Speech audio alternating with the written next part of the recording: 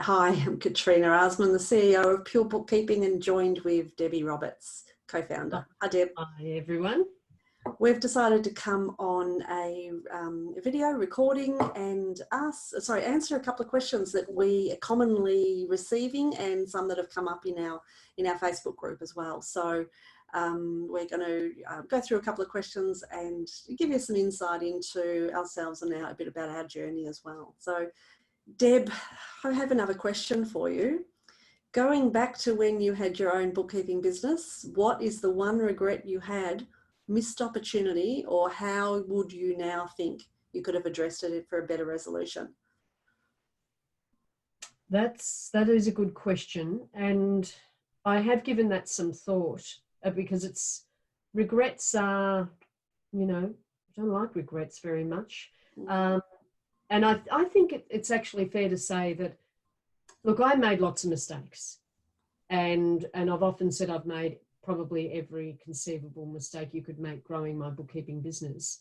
Do I regret making those mistakes? Would I have done something differently? I certainly did things differently when I discovered that I'd made a mistake, and I wanted to, and of course mine was all about systems. What system do I need to create to avoid that from happening again? And that might be, it could have been my mistake, it could have been one of my team.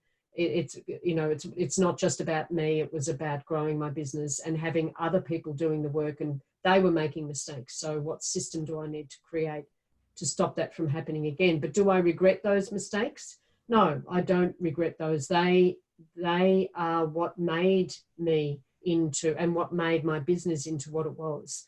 So I was able to grow a successful bookkeeping business. I think if I was to have quit that, and I'm looking back 10 years now to whatever it is, 5 years, 10 years, if looking back at my business, if I quit, then I'm pretty confident I would regret that. That would be the one thing, because I would never be quite sure whether I could have actually been successful. And there were times, don't get me wrong, there were times that I wanted to quit for sure. And it's always good to have a good hard look at your business model. Is there an alternative to what I'm currently doing? You definitely want to analyze that and be real, be truthful with yourself about what are your options. But when I looked at those, and I'm kind of combining a couple of ideas, but when I looked at those options, I realized I couldn't achieve my vision. So, and if I had have quit, I wouldn't have achieved my vision, which was to replace my husband's income. So no regrets, learned a lot, made lots of mistakes.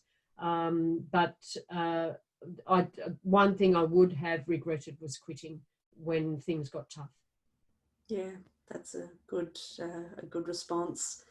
I think for myself, one of the regrets that I would have, if you want to call it a regret because you choose different options in your life, one of the regrets I would say is that I didn't start sooner, that I did stay in a state of confusion, not quite sure whether I should take that leap of faith, wanting to have all my ducks in a row before I did it, waiting for perfection, waiting for the right time, all of those things where I could have just gone ahead and done it, jumped in, and things seemed to work themselves out. And once I did it, I felt so comfortable and capable, and just grew from there.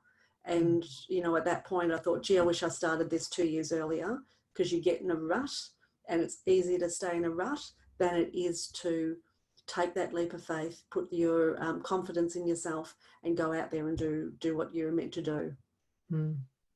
And I must say, we have had licensees, when they signed up and became a licensee, that they very, very common, where they said, my regret is that I wished I had have signed up 3 years ago or 5 years ago. And instead of trying to manage it themselves and trying to reinvent the wheel, that's a really common regret we get from new licensees when they first join. Yeah, that's right.